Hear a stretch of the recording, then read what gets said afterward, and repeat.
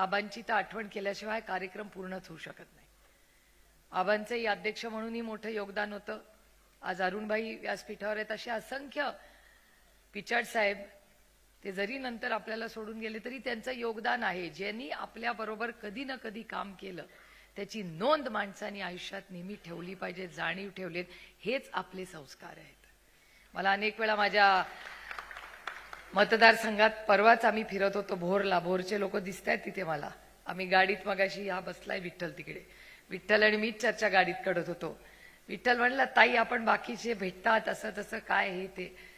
मी त्याला म्हणलं, विठ्ठल, तो म्हणला तुम्ही टीका डायरेक्ट करत नाही त्यांच्यावर. म्हटलं, हे बघ विठ्ठल, मी 4 इलेक्शन लढले.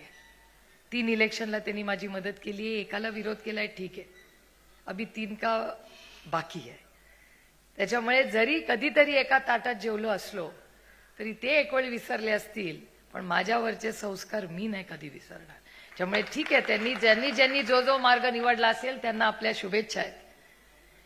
पण तुम्हाला ते दृश्य आठवत असेल, साताऱ्याचा असेल, जेव्हा शशिकांत शिंदेजींचा वाढदिवस होता, मला अजूनही आठवतं, आज सगळेच प्रचारात होतो.